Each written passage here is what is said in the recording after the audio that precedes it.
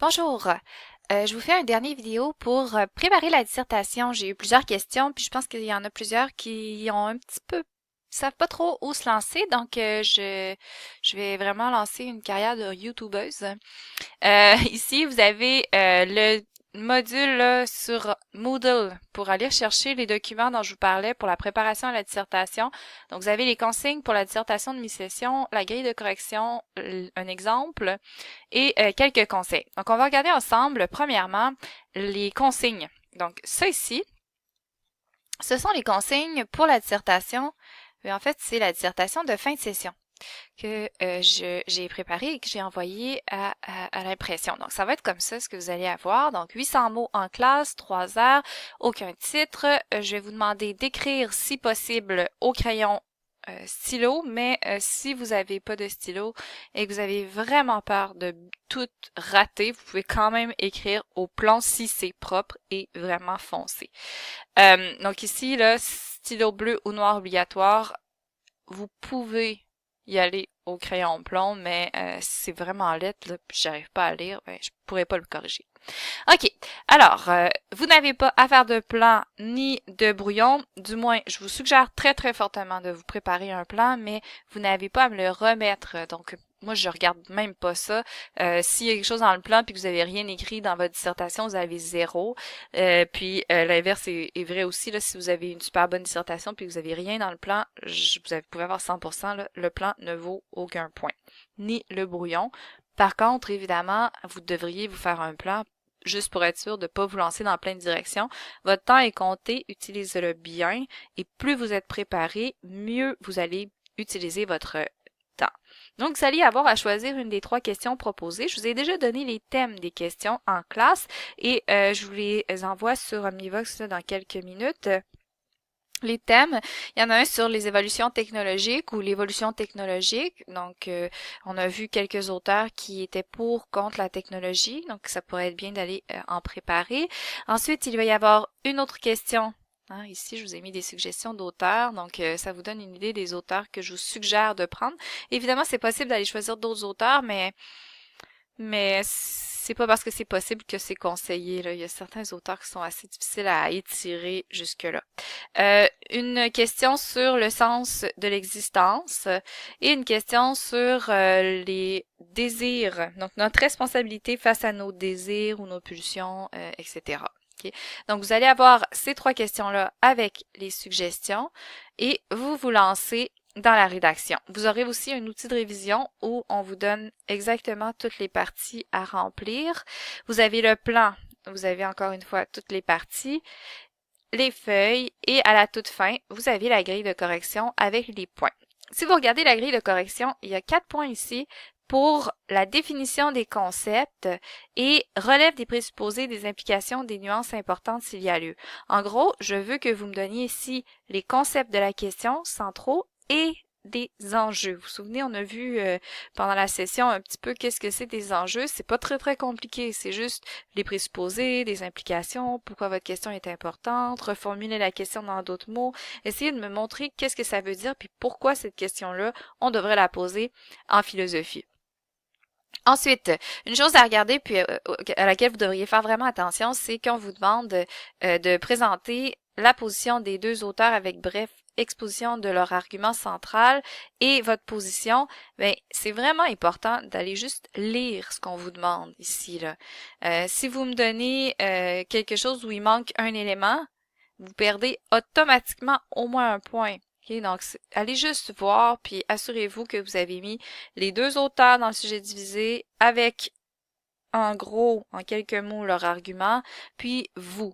Par exemple, je vais vous présenter Rousseau qui est pour à cause de l'amour de soi et les post-humanistes qui sont contre à cause de un de leurs concepts formulés dans une belle phrase. Ok?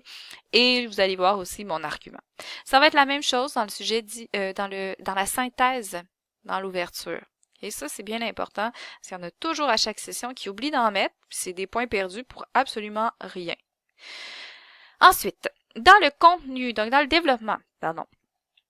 Dans le développement, vous allez avoir 10 points par conception. C'est vraiment important de passer du temps à élaborer ces conceptions-là. Dans les conceptions, je veux un énoncé, un résumé de la conception avec un contexte général. Là, pas besoin de me donner la vie de l'auteur, mais vraiment dans la période de la Renaissance où il était plus contemporain. Est-ce qu'il fait suite au nihilisme puis à tout un changement de perspective sur le monde, ou est-ce qu'il est vraiment dans une période où la religion catholique ou la religion protestante est très, très, très forte?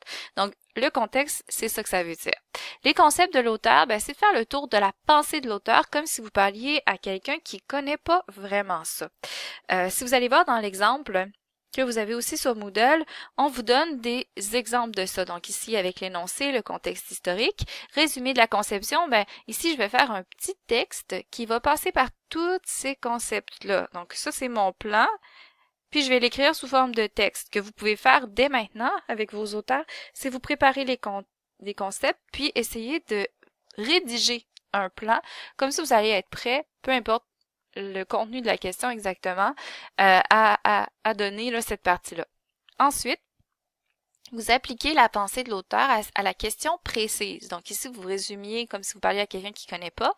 Et dans cette petite partie-là du paragraphe, vous l'appliquez. Donc, par rapport à l'évolution technologique, par exemple, Descartes dirait que oui, parce que et vous donnez son argument.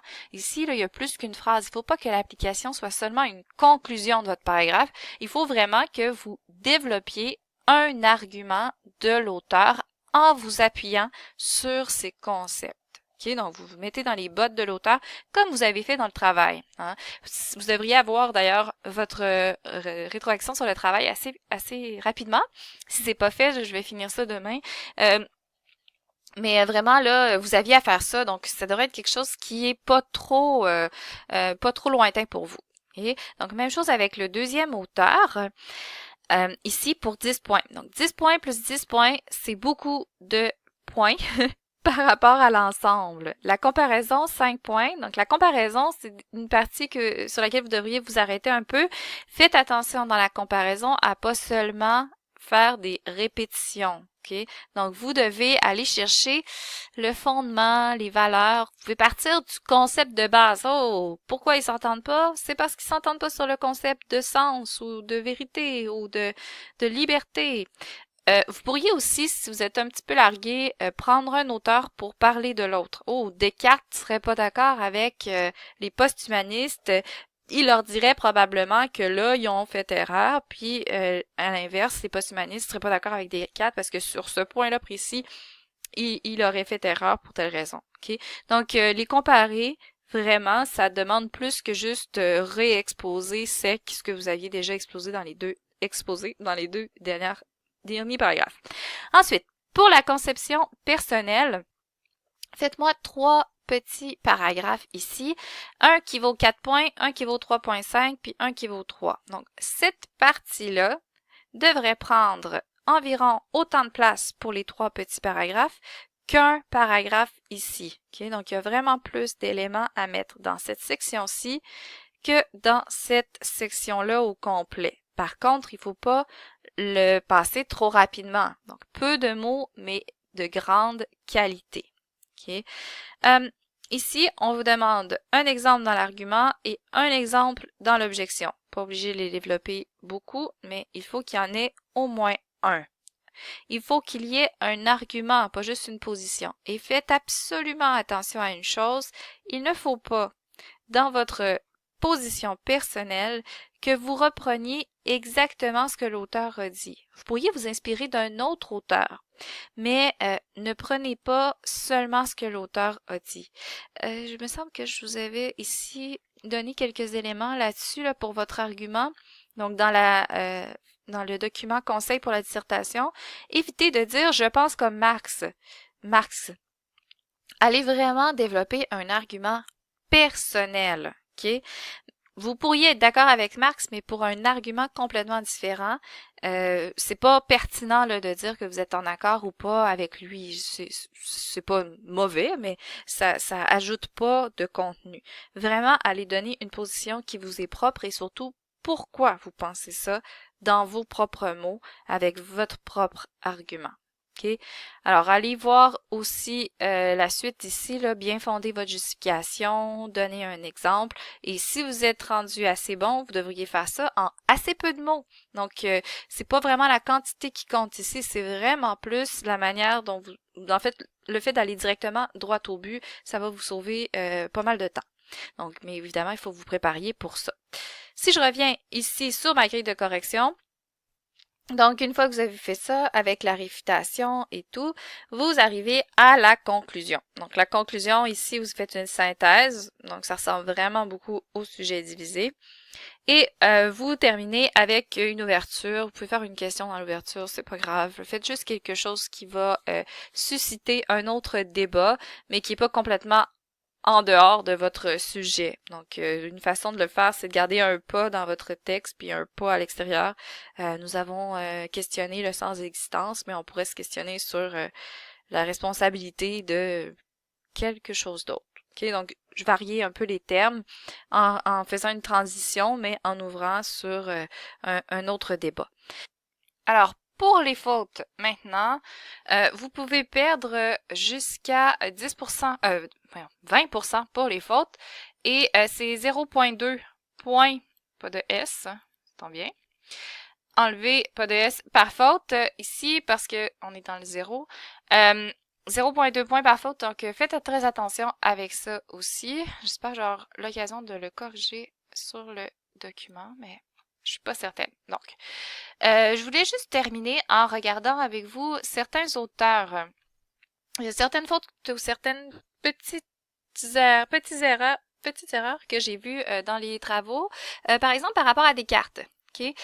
Descartes, on l'a vu, ça fait un petit moment, puis il y en a beaucoup qui se rappellent pas mal de son doute méthodique, mais qui ont un petit peu laissé de côté là, la partie après le doute méthodique. Puis souvent, quand on voit Descartes, c'est sur ça qu'on insiste, là, sur son doute.